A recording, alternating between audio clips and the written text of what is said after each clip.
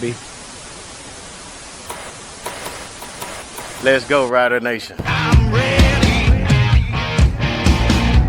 I'm ready. Yeah, here we go. It's a feeling now. Get 'em high, get 'em low, 'cause we're dealing now. Everybody's giving it all they got, 'cause we're ready. Welcome to the Piffles podcast, your Saskatchewan Roughriders fan podcast. Thanks for joining us here this week. You got me, I'm Alex. I'm Steve. I can't believe how packed this show is. There's like no wiggle room whatsoever. There's a lot in here. Steve has no idea what's going on. Nope. You look confused. I'm getting a little bit of just switching my network. Oh, the IT guy never fails. Yeah. Nope. There we go. And now he's frozen. Oh, there he is. Good. You're good. I was better when I was frozen. You can give us a follow on social media. We're on X at PifflesPod. I'm at Real Alex D. And I am out of my mind. Also at Safamud. And as always, I do not need nor want your pity follows. It's been so long since I've said it, I almost forgot. That is your Wow. shtick. Wow. It's been Your a whole while since I had to being on say this it. show is based on that one line. 90 seconds in. This show is going to be a banger, I tell you what. Hey, at least the graphics are nice to those that are watching it. Well, thanks for watching. If you're seeing this on YouTube, watching on SaskTel Max TV on demand, we appreciate that. Or listening wherever you get your favorite podcasts, and this one, of course. Piffles Podcast is brought to you by Dairy Queen on Elphinstone Street and Sask Drive in Regina.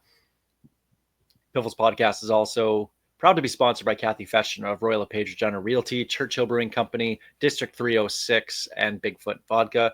And with that, we'd like to officially welcome Bigfoot Vodka, the so-so beverage company, into the Piffles family, presenting every Sunday's Riderville Roundup. So thank you, Bigfoot, and goodbye, Steve. Bye, Steve.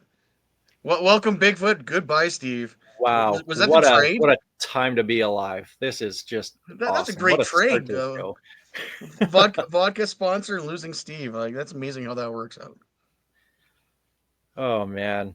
Debating whether we should restart, but nah, let's just keep it going. This is fun. He'll jump in whenever he can, I guess, or not. But let's get started without him. Let's jump to the opening kickoff.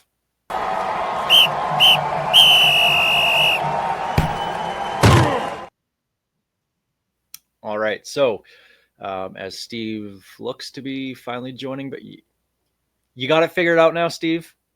Probably not, let's be honest. All right.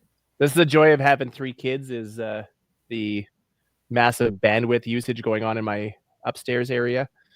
I say there's a joy to having 3 kids. I've seen people try to shop with 3 kids. That looks like hell. Can confirm. That's why we do pickup and delivery every week. Well, we're here to talk football, some Saskatchewan Roughriders, and I know there's not a lot going on right now in the CFL. It is the quiet time of the offseason. There was one signing by the Riders, signed a wide receiver this past week, Ty James, and that's it. So, a guy that's going to be in tough to make the roster when you look at what the Riders have in the receiver room already, but you never know. It never hurts to have an extra body on the practice roster, especially the receiving position, because Lord knows they get nicked up fairly easily. And usually when it happens to more than one at the same time. That's exactly what happened last year.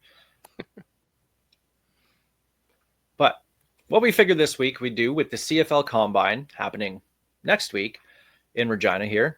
So if you're going to that, because season ticket holders should have gotten an email from the Riders that this is normally a closed event. They're opening it up for season ticket holders. If you just reply RSVP to the email, you can get in and watch from the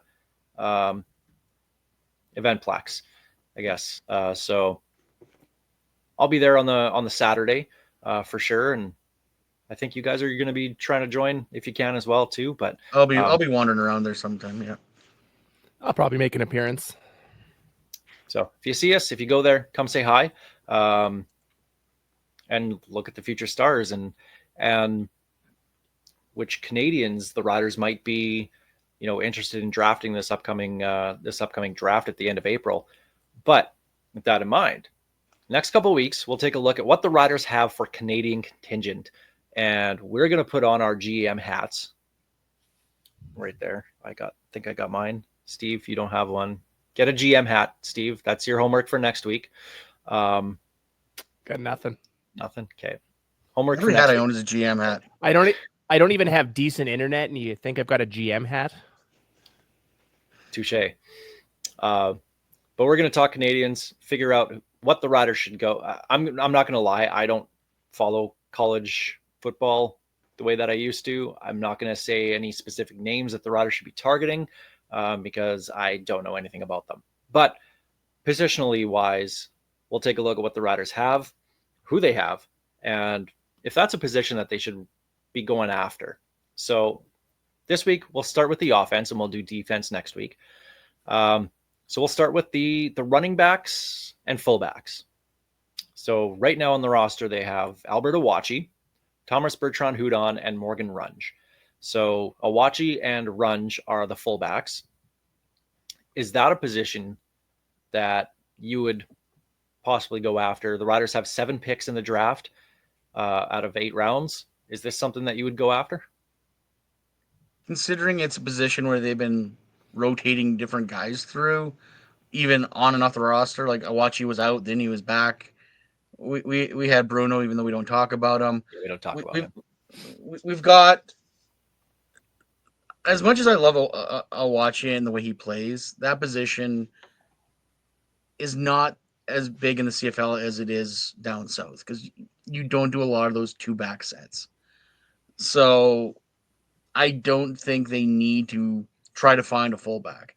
A Canadian running back with what they've got as the American, Bertrand-Hudon is a unicorn. Like he can play. He can not only can he play on the offense, but he's a special teams guy. So I don't see them targeting a running back at all. I'd have to agree with you. We're long gone from the days of your Chris Zarkas and your Neil Hughes, your guys that are definite starting quality fullbacks. But I think Hughes, though, Hughes was an undersized back. Like Zarka, yeah, but Hughes never really played the actual fullback position. He was just there as an extra blocker. It's not like that's just it, they though. forced with him. Yeah, they're moving away from that, and you're seeing it league wide, with the odd exception of your actual starting quality Canadians. Like whoever Winnipeg seems to roll out every other year. I don't see this as a position of need at all.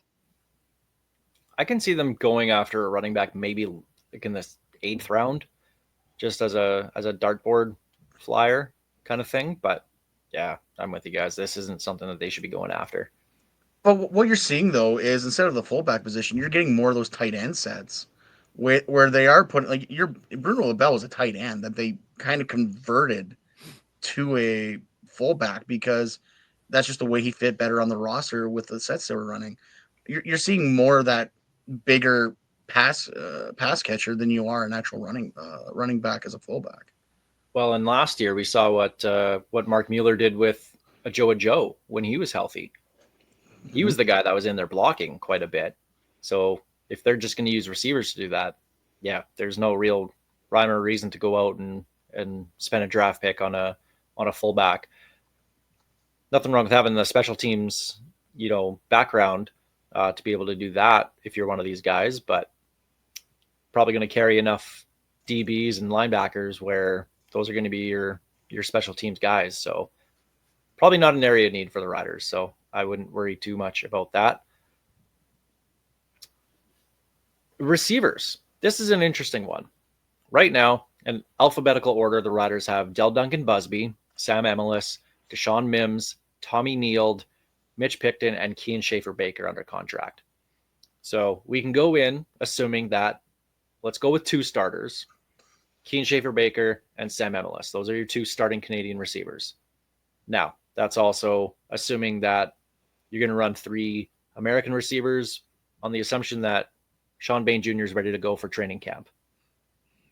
But they do have the depth with a guy like Del Duncan Busby Tommy Neal signed a pretty hefty contract for a guy who Yeah. hasn't done a lot in terms of stats wise in his career. And you have Mitch Picton. So they have the ability to run 3 Canadians here. I'm really curious because this is one position that they've targeted over the last number of years. We saw it last year, Joe and Deshaun Mims and Del Duncan Busby all in the same year getting drafted.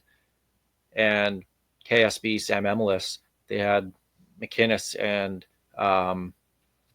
Braden Linnaeus not too long ago as well. Terrell Jana was a high pick and he retired. So they're clearly making that attempt, Jeremy O'Day is, at possibly having 3 Canadian starters in the receiving group. So with that in mind, are you guys looking at some receivers here possibly being drafted? I think this one's a no-brainer.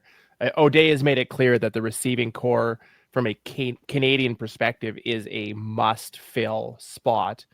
And after losing a Joe to the NFL, there's a clear hole in that depth chart where he used to sit. Yes, I know we brought in Tommy Neal out of Toronto, but I have a hard time comparing the two of them as a like-for-like scenario.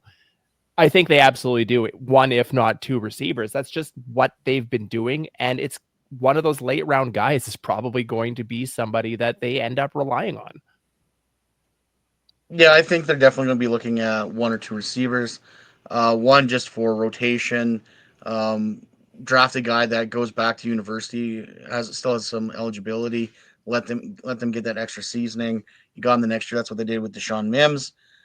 But you got a guy like Samuel Emelis is probably thinking, if I'm making the NFL, it's got to be soon, or it's going to be not at all.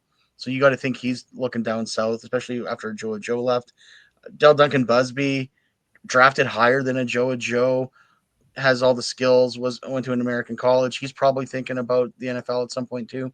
So you definitely got to keep on backfilling that Canadian depth on receiver, because not only do you possibly need to start feed receiver sometimes, O'Day's proven he's been able to find talent that can play elsewhere. So, like, yeah, McInnes is not here, but he's shown he can be a number 1 receiver in this league, and he came through our system. So, I like what you said about looking at the future. And Luke Mullender said it last week, and I'm going to apply this to the offensive line as well too. You're not looking at somebody to come in day 1 necessarily. That's why he liked the Kyle Hergel pick last year, was let him go down south and play in the NFL, kind of get conditioned there, and then come up to Canada when the time is right, if that happens, and you're ready to go. So they don't need somebody that can come in and I probably wouldn't go after a receiver in the first couple rounds, but maybe, like you said, Greg, a guy who has eligibility for next year, come in, do a pro training camp, go back to college, finish everything off, and then come back next year. So got to be patient with these guys. We're not expecting, especially in the CFL. The CFL is so weird that way compared to the NFL, where if you're drafting somebody in the NFL, at least in the first, 3 rounds, maybe 4 rounds, you're expecting them to come in and be a day 1 starter. And it's just, that's not the case in the CFL. These guys need a little bit of time. You got to be patient with them. So they may not need a receiver for this year, but for next year and the year after. So I can see them going, 3rd, 4th, 5th round, something like that. I can see them going after a receiver too again. So with the way that they've shown us since 2019, when Jeremy O'Day took over as GM, yeah, I can see him going after another receiver too in this draft. Joe has proven, yeah, you're right. He's proven he can find receivers. So I'm not too concerned about whoever they take, because I'm certain they'll be a gamer. Well, I'm thinking too, obviously, Emelis KSB make the roster, Del Duncan Busby. This is assuming, obviously, everybody's healthy. There's no paper cuts in training camp. Nobody's on an injured list, that kind of thing. So those 3 guys, probably Picton as well, are on the active roster. Tommy Neal probably as well too. You'd have to think you're not going to bring him in to not play him, right? So that leaves Deshaun Mims possibly on the PR if that's the plan. Well, what's behind him, right? So I think there's rumor they could probably keep 2 Canadians on the practice roster for receivers, but I think there's a better chance that they, like Greg said, picked a guy with some eligibility left and see what he has for next year. All right, let's get to the offensive line, because this is going to be this is always the big talker, right? Load up on O-lineman, Canadian O-lineman. Now, again, I'll echo what Luke Mullender said last week. You're not expecting a Canadian O-lineman to come in and start day one. It doesn't happen. Maybe later on in his first year, he does get in and start, and that'd be great if that happened. But that also means someone gets hurt, right? So, but usually O-linemen take a few years. You look at some of the best Rider O-linemen that were homegrown have taken years to develop. So I'm not expecting them to go with a first round pick being an O-lineman, expecting him to come into camp this year or to be ready to go. So again, under contract, alphabetical order, Logan Ferland, obviously on the roster. He's the all-star. Zach Fry, probably the 6th lineman right now, at least on paper. Philippe Gagnon, he's going to be starting at right guard. Daniel Johnson, draft pick from last year, spent last year on the practice roster. Sean McEwen, who's going to be the starting center. Braden Knoll, who came in and played a little bit last year when all those injuries to the offensive line happened. More so a practice roster player. And Noah Zur, who came in and played pretty well when he did get in at guard. Was thinking he might be the 6th O-lineman until the team went out and signed Sean McEwen in free agency. So that kind of creates a question mark as to where Zur is going to be. But maybe he's one of those paper cut guys that starts the season on the 6-game list or something like that, because he's done a lot of the community work. I kind of expect that to happen again. So even if you're on the injured list, you can still do that kind of stuff. So there's wiggle room in terms of roster manipulation with the offensive line. But always look at the trenches and offensive line. How many of the 7 Rider picks do you guys see them going after with a Hoggy here? I know we're going to talk defense next week, but I definitely think, as Luke pointed out last week, the trenches are where the Riders are probably going to look on both sides of the line. You have to look at that line. Who we got there. Gagnon's not a young guy, so who knows how long he's staying around. McEwen, Ferland. Like, Ferland had some NFL look this past offseason, so you got to think he's also looking to get paid. Like, don't get me wrong, he's a carpenter in the offseason. He does pretty well for himself, but I'm sure he would love to make that NFL paycheck. So it's you always need guys in. Unfortunately, I think a guy like Zur, even though he's a local guy, or Knoll, they might be on the outside looking in at the end of training camp. It's going to be, do you draft a guy with eligibility, or do you draft a guy that's going to get a look in the NFL like they did last year? I think for me, it's not a matter of if they go after an offensive lineman in the draft. It is how many. And you look at John Hodge, he had his mock draft out today. He had the Riders taking an O-lineman from Regina, played for South Dakota State. What was his name? Ethan Vibert.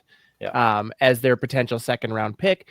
And I think that's about right. You're going to load up on that defensive line in round 1. And then round 2 and beyond is when you start looking at the Hoggies on the offensive side of the ball. I would be shocked if they take more than 1 at this point, but they're definitely going to draft an offensive line. I had John Hodge of 3 Down Nation, his 2-round mock draft ready to go. So he did take a D lineman in the 1st round for the Riders. And that was, got to scroll here, Paris Shand from LSU. So a guy who went up against pretty stiff competition too, right? So, but taking the local guy, Ethan Vibert from Regina, started at guard for South Dakota State, left guard, played center the year before too, though. So when you look at that, okay, well, Gagnon, I know he's the right guard. Greg spoke to it. How long is he going to be around for? Sean McEwen as well, too, at center. If you can bring in a guy like a Vibert that has that center background, that just makes him that much more valuable, especially if they want to keep Logan Ferland out at guard instead of moving him to the middle of the O-line, right? So, and the nice thing about Vibert is, according to Pro Football Focus, he allowed 0 sacks in 2024. So that's not bad. That's what you're saying. That's okay. That's pretty okay. No, you know what? We need guys who have room for improvement. So I don't know if he's the right fit for us. They'll absolutely be taking a lineman probably in the first couple rounds.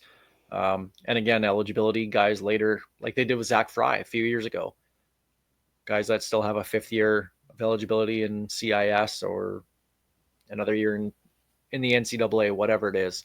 So I can really see them not loading up, but I can see 3 out of the 7 picks possibly going to the offensive line. It's just, and especially as Luke said last week, you got to be patient. You got to think these are 2-3 years down the road.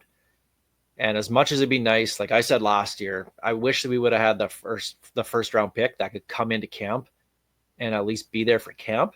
And I was still kind of set that way until last week when maybe he was just, having the pro player, pardon me, in Luke saying, you got to be patient. You got to be patient. So I think he kind of sold me on that you don't necessarily need to have a guy who's going to come in tomorrow. So But when you think about it, and like you said, Luke was the pro, but if you think about it, like the draft is so small compared to something like the NFL does. There's so many players. The rosters are smaller. Like we're not churning through the bodies that the NFL does. So yeah, you have time to be patient with these players. Unfortunately, sometimes they're not. Like that's where you get your problems with like a JSJ or a Shamari Williams. Like they were forced into, hey, guess what? You're the new star of the team. Be ready for it. And they just were not ready for prime time. yeah, kind of the curse and blessing of being a number 1 overall pick, right? There's the curse is you have this expectation, and we see that in the NFL draft. You gotta nail those picks, right? You gotta have that superstar. Well, that doesn't happen in the CFL draft. You look, Joe was a 7th round pick. Even just a couple of years ago, what was it? Kevin Francis, the linebacker, 8th round pick. Look at the Ticats a few years ago. That Jake Burt, like, did he even play? He went to camp for sure, but yeah, I don't know how much he actually played. He did play. Yeah. How much he played, I don't know. I'm gonna look him up here. Let's see if I can find any stats on him. Well, there's a picture of him in a Ticats uniform, so he did play for a little bit. Like that's the CFL draft in a nutshell, right? Like there's no guarantees here, especially when you're also dealing with undrafted free agents in the NFL or guys that could get drafted in the NFL as well too, right? So I forgot he was a Regina boy till just now. He was, yes. I was wondering how much smack you talk on a Sasky boy. Yeah, it's not the first time I've done it. It won't be the last. But yeah, it's how many of these guys are ready right now to come in and make an impression? Probably not many, honestly. So it'll be interesting to see what they do with the offensive line. I did like John Hodges' picks for the Riders in the first couple rounds, going D-line first round and second round, going with the offensive line. And again, if you can have that local boy that comes in, that's always a huge thing here in Saskatchewan. But I know we're not playing hey, remember that guy yet? Yeah. But here's his stats. In 2022, he played 4 games, had 4 targets, 4 receptions. And that was it. He batted 1,000. Going to the Hall of Fame with 0 drops. He definitely. Hey, they'll bring him back with Timmy Chang next time. I was gonna say, I wonder when he's gonna get brought back for this distinction, Ticats Distinction Award night or whatever they call it. Is Hamilton ever going to live that down? Not as No. long as we're still around. I did put special teams in here because there's only 3 guys, so we'll throw special teams in here as well too, and we'll go Jorgen Hughes, Brett Lothar, Ben Hadley, long snapper, and the 2 kickers on the roster right now. That's what the Riders have. Here's my question. I don't think that a kicker, probably not. You're not going to draft a kicker. You're probably going to try and pick one up free agency next year, right? Jorgen Hughes, we've always said he's a Rider as long as he wants to be because he's been fantastic as a long snapper. You never hear his name. He's great on the specials. He's not making mistakes. He can be the long snapper for another 4 or 5 years, whatever it is. At what point, though, do you look at drafting a guy who could be his replacement? When Jorgen Hughes think has you- 1 foot in the grave, not a day before. You don't even tempt fate with that one.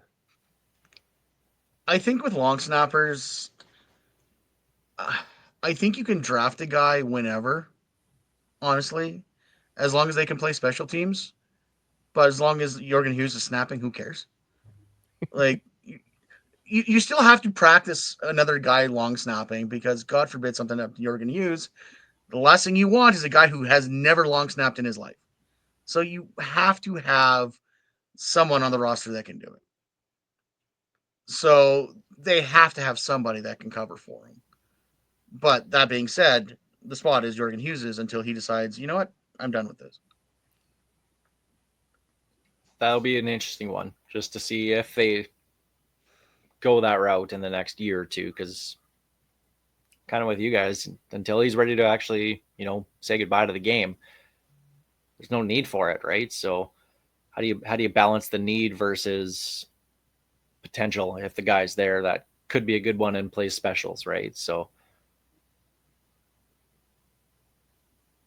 I'm very curious of why they brought Ben Hadley in. Yes, you can push Lothar all you want, but I'm and Lord knows what I want to see, which is I'm starting to give up on that dream. But I don't know. This is a very interesting situation because we've talked about pushing Brett for years. So why this year finally? Well, and I wanted it last year in season, right? And of course, that was when Brett Lothar decided to go on his incredible run to end the year. But you got to think too. Brett Lothar's doing a lot of stuff with the PA. He's the team's Players Association rep, so he's still got a lot of stuff going on with that. So I know they're not redoing the CBA this year, but now that he's going to be focused 100% on the game and not worried about CBAs and whatnot, like he has been the last few seasons. I don't know. I think having a good competition here with someone new is good, as clutch as Brett Lothar was to finish off last season after his bad stretch there. It's not like he's a young guy anymore. Like he's been around for 6-7 years with the Riders, plus going back like 11 seasons or something like that. Whenever he started with Hamilton, I think that might have been 2013 actually. So he's been around for a while. You got to start possibly looking at his replacement. So maybe that is Ben Hadley. Well, he's 34 turning this year. Here's the thing I don't understand is how has Brett Lothar been, I don't say stuck in the CFL, but he's been a CFL kicker, been typically lights out, except for a few things here and there. Brett Maher is down in the NFL, 1 year older than Lothar, and he is inconsistent as all get out. I don't understand that. Like, in the end, it's about who you know, I guess. And his agent must have made the right call at the right time. And once you've got your foot in the door in the NFL, it's hard to push a guy out. They'll recycle He's the been on same kickers 16 over and over. franchises. Did 16 he really? professional franchises. Jets, Cowboys, Bombers, Red Blacks, Ticats, Browns, Red Blacks again, Cowboys, Jets, Washington, Texans, Cardinals, Saints, Cowboys again, Broncos, Rams. Wow. That's the thing about NFL kickers, though. You miss one kick, whether it's an extra point or a field goal during a game, you're cut. Like, unless you are, as the team will view you as a franchise kicker, unless you're Justin Tucker, right? You're expendable. You miss one kick. I think Tucker's now expendable. Yeah, now he is. Yeah, he's getting into Deshaun Watson treatment. So who knows what's going to happen with him? But also, how many 60-yarders has Brett Lothar hit? 60-yarders now in the NFL are child's play. Like, everybody's hitting them. In the CFL, if you get a consistent guy who can hit 50-yarders, 55-yarders, like, you're doing unbelievable. In the NFL, these guys are hitting 60 yards. And that's why I'm actually surprised Sergio has never really got a sniff either, because he can hit those long ones. Well, yeah, those, 2 60-yarders in the one game or whatever it was? Or two in the season, but he had like a 61-yarder and then like a 58-yarder in the same game or something like that. Yeah. That was crazy. But Brett Lothar, I mean, kickers get typically stronger with age. We saw Paul McCallum go crazy after he turned 35. Like, he was unbelievable after that. Maybe Janikowski. Yeah, like these guys get better. So, but right now, I mean, obviously you're not going to draft a kicker, so we're making too much out of this. But we'll look at the defense next week. The defensive line and linebackers and DBs. The D line and the DBs are the question marks for me about what the team's going to do in the draft. So we'll do that next week. But for now, there's your look at the offense and what the Riders have for Canadians, and always go O-line. You can never go wrong taking O-lineman. Last, the opening kickoff presented by Kathy Festian of Royal LePage Regina Realty. We've teased it for a couple weeks, and I've been excited for this. Remember that guy? Brought to you by District 306, Regina's tactical laser tag experience. So, Greg, you had the idea of kind of stump the Schwab. Well, the way I looked at it was, because every once in a while, it's like, oh yeah, that guy was a rider. Like, Yeah. What? Like, it just, we memory hole guys, be it if they're good or bad or indifferent. There's been a lot of players that have come through the Riders, and I figured let's highlight some of them. I call this the who's that and the who's who of Rider Nation here. So I've picked a guy. I have 6 clues. Okay. I'm just going to start reading them out. If So you guys, yep, go ahead. Sorry. So what we'll do is this is not just for Steve and I as well too, because It's definitely not for me. I'm expecting us to not get these. Like, I'm curious how hard and deep into the Rider roster vaults you've gone. And I know outside of Gove and Rob Vanstone, they'll get them with no hesitation. The Rider encyclopedias. Rob Vanstone already knows the answer before Greg even lets his first clue out. Greg probably texts Rob Vanstone and he's like, what do you think of this guy? He's like, oh yeah, I remember his one game that he played and here's his stats, and didn't even have to look it up. But so I think I started fairly, I would say fairly easy on this one. You should get it by hint number 6. I hope. So, anyway. You'll give us a couple hints. We'll try and get it. If we can't get it, obviously, if it comes to us later in the show, we'll blurt it out. So Steve, if you remember it when we're talking about something else, just literally yell it out. It's not me that's going to do that. Let's be honest. See, the listeners are going to have an unfair advantage because basically they can just throw a few of these stuff into Google and it'll probably come up right away. I'm not going to do that. That's why I think take it to the public. That's why I know when I'm doing this with you guys live, I own you too. So, all right. Wow. Well, all right. Let's go. Let's get started then. Let's do remember that guy for the first time. Let's see who you got. Okay, 6 seasons in the CFL across 3 teams. was a substitute teacher in the offseason, was the runner-up for the Walter Payton Award while at Hofstra, and is currently in the Hofstra Hall of Fame. Got it. Do I blurt it out or do I wait for the? Just okay. Okay, we'll wait till the end of 6. Okay. His mother named him Ian. Finished his career with a 53.7 completion percentage. Steve is so. And confused. How do Steve, you not have this yet, Steve? Come on. I don't know what Most- Hofstra is. it's a university. Yeah, Hofstra University. Yeah. And the reason why he's famous: 165 yards on 9 completions and 3 rushing touchdowns. Really? Alex, Ian Rocky Butler. yes, sir. Oh, We even had a Rocky Butler reference last week, Steve. Should be fresh in your mind. that hurt. If that's how this is gonna go, I'm just gonna black out for this section. Like I'll just black out my screen, and you guys go ahead because wow. Labor I really Day. thought the legend. Labor Day stats would have gave it away. The Hofstra obviously triggered Alex on that one. Yeah. Who else is from I've never Hofstra? heard of And- Hofstra University, so that didn't help. And it was confirmed when you said Ian. I was like, oh yeah, that's for sure Rocky Butler. I honestly did not realize his name was Ian. Yep.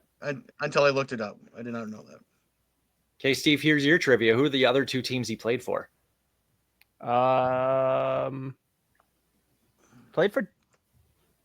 He played for Toronto, didn't he? He did. Yes.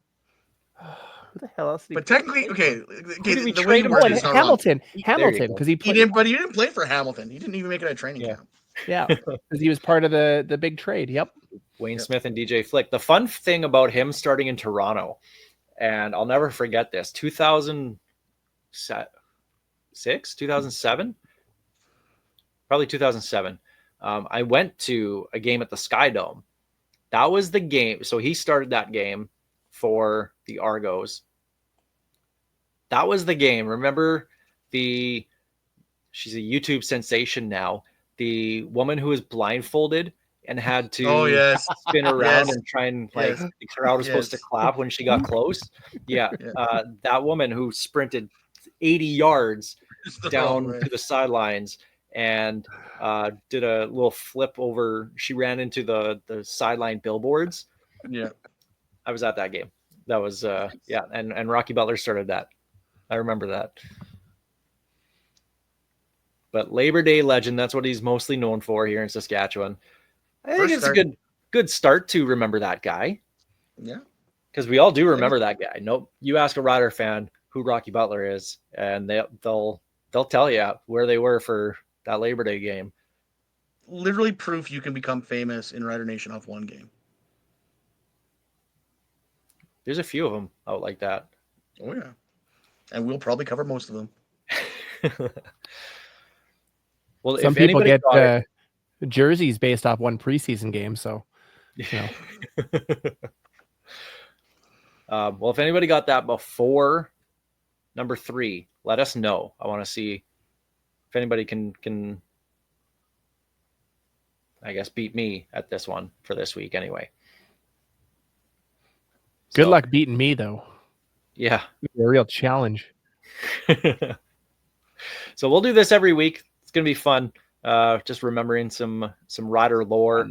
It is fun. Come on. Just because you're bad at something doesn't mean it's not We might have fun. to change this to reminding Steve. There we go. I like that. Yeah. All right. Well, remember that guy. Sponsored by District 306, Regina's tactical laser tag experience. Let's jump to our Churchill Brewing Company odds and end zones.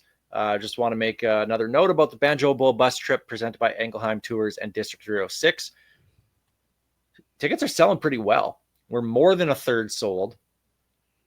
Coming up close, almost to the halfway mark. So We sold 2 spots while we were recording today. Yep. Breaking news. Wow. Yes. Yeah, there you go. Excellent.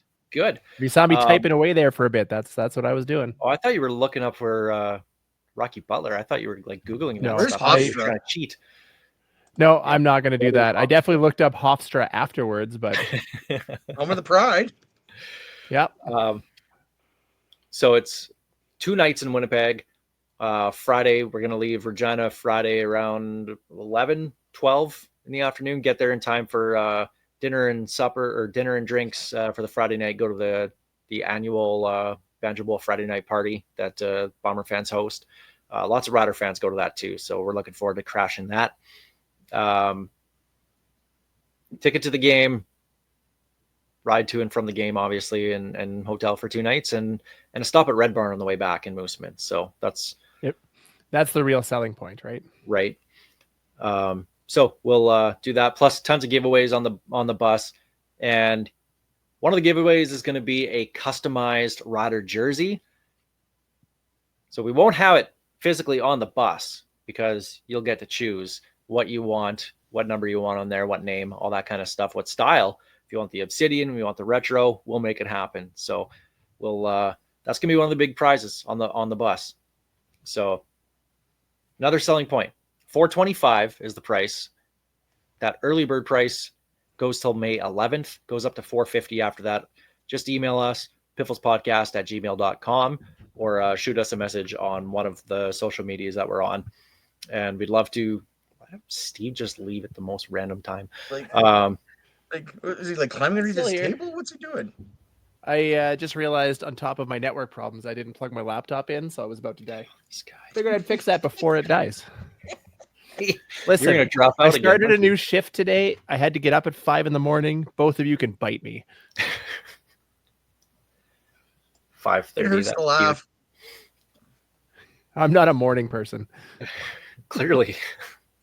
I'm also not an afternoon Bernie, or I was on the evening road person. to Unity. I drove to Unity and back today. Don't give me your sob story. Unity. Unity, home of the original Safanux. That's why I couldn't wait to get out of town. Yeah, I'd race out of there too. Last note on the Banjo Bowl, we just ask $100 deposit per occupant to have your spot, and obviously that goes towards your payment on the bus. So if you're looking to go to the Banjo Bowl this year, we'll take you there with a bus full of Rider fans. Lots of prizes to give away. So and from what I've heard from the Bombers, they don't expect a lot of single game tickets to be available for that one. They are selling like hotcakes for season ticket holders and group sales. So yeah, we might be your chance. So there you go. Okay, well, other things around in the CFL this week, and this one is really interesting. Well, there's a couple of things. BC, we'll talk about the BC Lions here for a minute. Sounds like they're going to lose their first round pick for going over the salary cap last year. Obviously, they brought in Matthew Betts, Nathan Rourke, with the Home Grey Cup in mind, and that just absolutely tanked. The disappointing thing for Lions fans was how that season ended, because they started out with so much promise, and then once Vernon Adams got hurt and they brought in Nathan Rourke, Rourke was clearly not ready to go, and they were just in that tailspin the rest of the season. But because they had to bring in guys, cost them a lot of money, they said to hell with the draft pick, because we want our big guys like Rourke and Betts back. So going to lose their first round pick. And don't get me wrong, I respect Amar Doman for sticking with the plan, so to speak. Like, he's like, screw the draft pick. Like, we want the Home Grey Cup, because I'm telling you right now, that Home Grey Cup, if they would have been there, would have easily would have paid for it. And don't get me wrong, I'm certain the Grey Cup, they're not hurting either, but the fact remains, having BC in that game would have been a whole lot more money for them. That said, that's on coaching for not turning that around after Rourke didn't have it. Like, and when especially when VA was healthy again, like, they needed to go back to him sooner than they did. Yeah.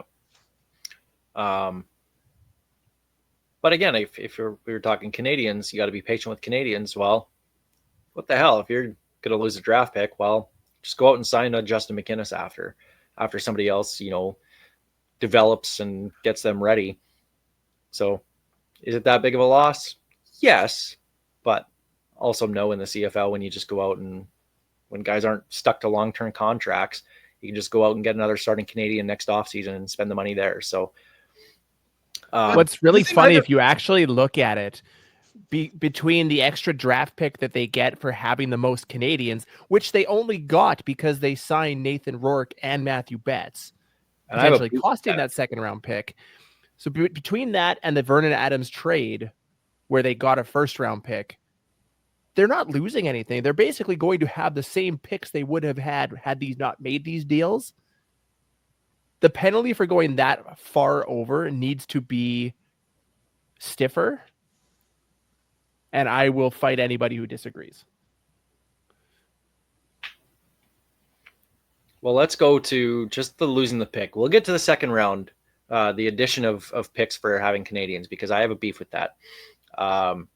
So what I didn't know is that if you go over the cap and you lose a draft pick, your first round draft pick, that pick defaults to the worst team in the CFL, the team with the number 1 overall pick, and that was the Calgary Stampeders, who get that pick at the end of the first round. So BC would have had, I think it's this would have been 6th pick in the draft, or 5th pick, whatever it was.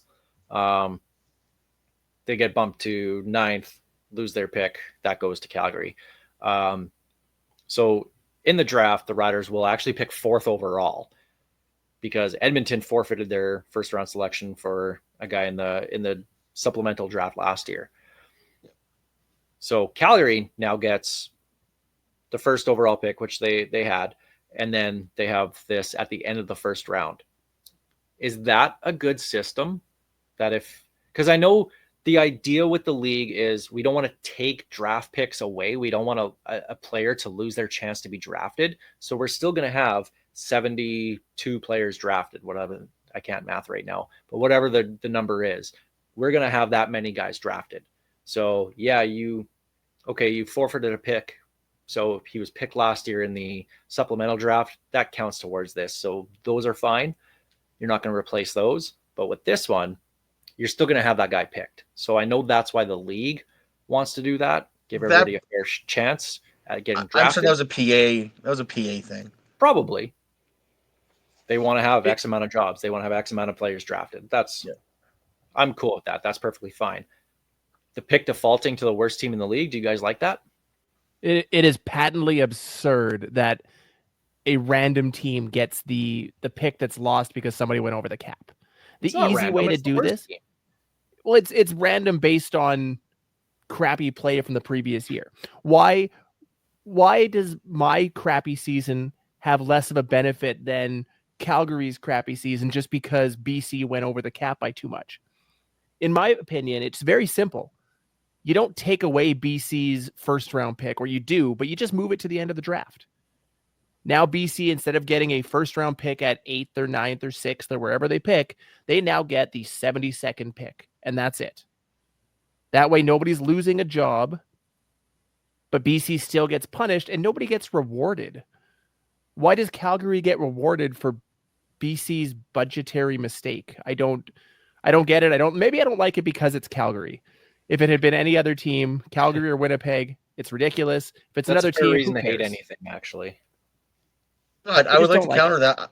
I would like to counter that with, at least with Calgary, we know they won't do anything good with it. Not as long as Dave Dickinson's in charge. I don't mind it going to the worst team, but have it later than the end of the first. Or make it random. Make it completely random. Everybody, all the other 8 teams, and then do some sort of draft lottery. Make it a big spectacle like TSN does for the NHL draft, and have them, picking lottery balls or something like that. Well, you know what? If they did it that way, I'm fine. If BC or Calgary gets 8 balls in the thing and it gets substantially harder, like the Winnipeg and Toronto get 1 and 2 balls, and I'm fine with that.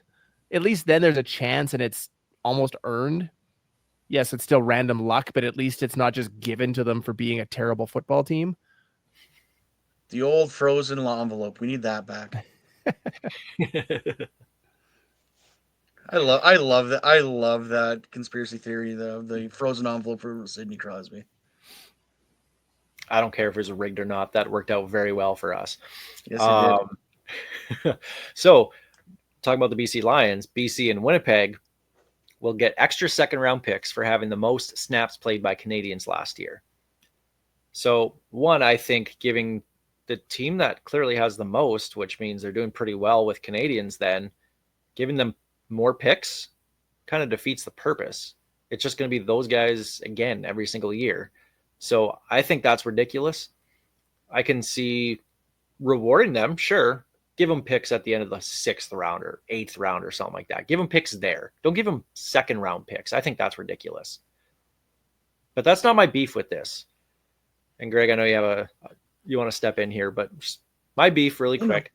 I know, that's fine. Is around Nathan Rourke. So Canadian quarterbacks don't count towards the ratio as long as they're a backup. They don't count to the total numbers. Quarterbacks do not count for your total numbers of how many guys you have on the active roster. You have to have 21 Canadians, 20 Americans, 2 globals, whatever the numbers are. Canadian quarterbacks don't count towards that. But if they start, they count as one of your starters for the Canadian ratio. So if they don't count as a Canadian, they shouldn't count at all for the ratio. If quarterbacks are exempt from that, except if you're the starter. Well, that's ridiculous. No. That was that half step they brought in for Bridge. Yeah, like of course they're gonna have the most snaps because they have the Canadian quarterback because he's on the field every single play, at least on offense, right? Like that. I think that's backwards. I think that's ridiculous. I'm all for the Canadians starting, like counting towards the ratio if they're a backup. Let them be one of the 21 Canadians you need. But if you're not going to count them towards that, then they should not count towards the snaps played because that's ridiculous. And it's so ridiculous that, of course, the CFL is doing it. And it's very on brand. So rewarding teams for, like, good for them for finding enough Canadians and finding more Canadians and having them play more snaps. That's great. But second rounders, I'm not with that.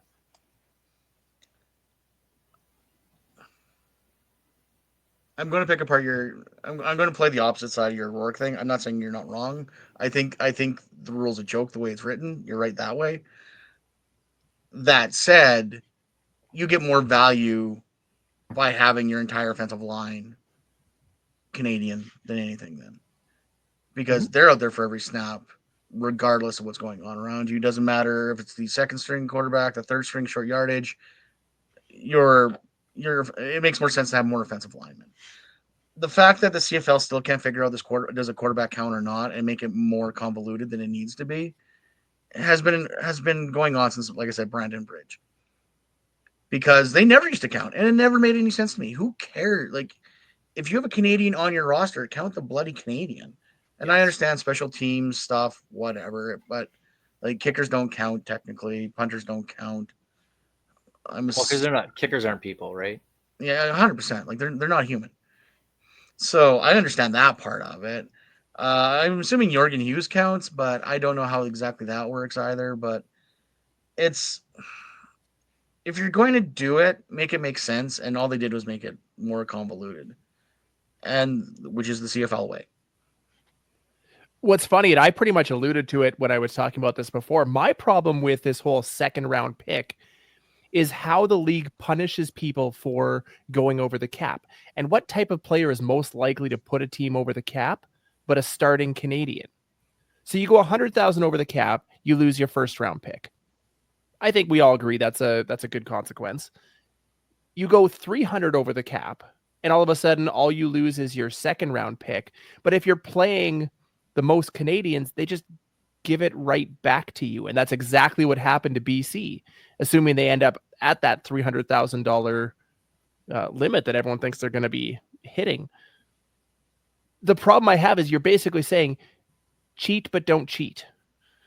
Because if you cheat and we catch you, we're just going to give it right back to you anyways. So why does it matter?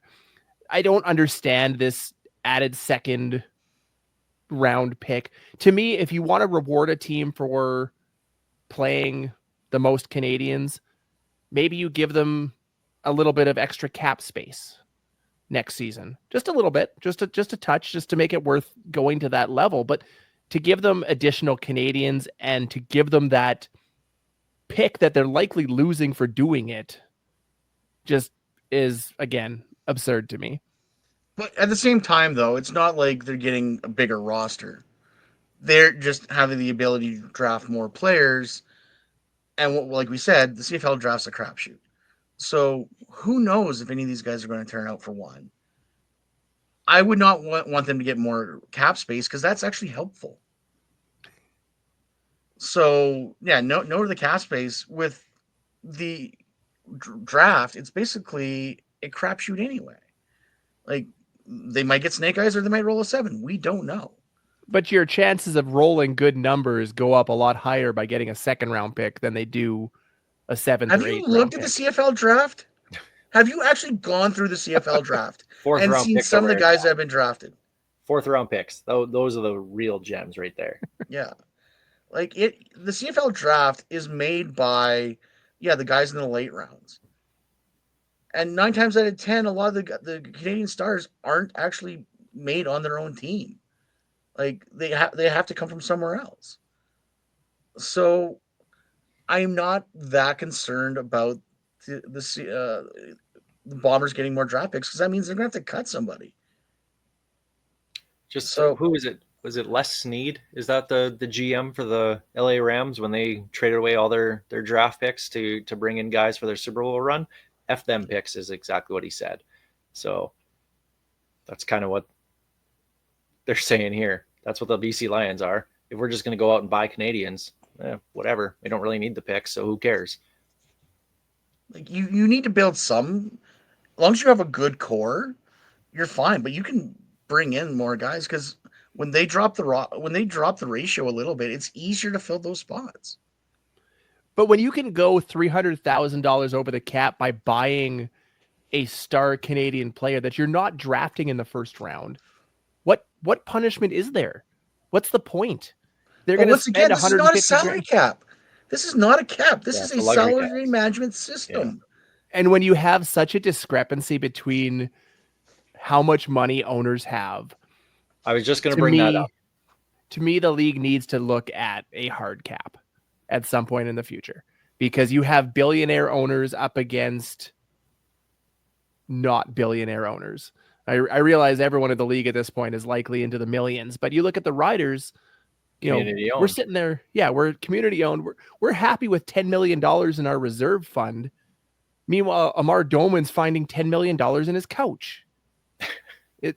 It's not an even playing field anymore. And Remind it's me good to for the rent his league to turbo. have these billionaire owners.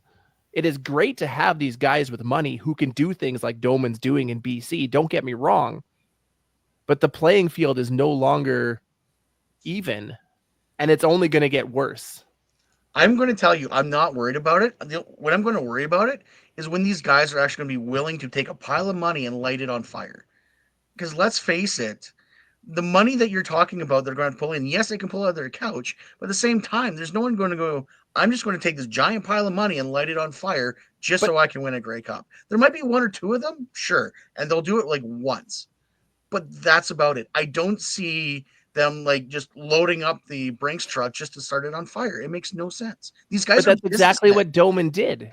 Because when you go over the cap by $300,000, you pay a 2-for-1 fine. So he lit $600,000 on fire. Yeah, and look how well that worked for a for couple him. of You think he's going to do it again? probably. The next time BC hosts the Grey Cup, probably. And then that's the definition of insanity because it obviously didn't work. Well, there we go. It's about as heated as we get nowadays. Let's talk Greek food. I don't think we have time for that. Maybe next week. Looking at next week's rundown, we just have the defensive Canadians to look at. Maybe we could do Greek food next week. But we'll leave it there this week here on the Piffles podcast. Let us know what you think about the draft pick thing. Is that cool the way it is, or should it be changed? Let us know on social media. We'll bring that up. Piffles podcast. Brought to you by our great friends at Dairy Queen on Elphinstone Street and Sass Drive in Regina. Don't duck out yet, okay? Don't duck out. We have a new ending for the show. Stick around to the very end.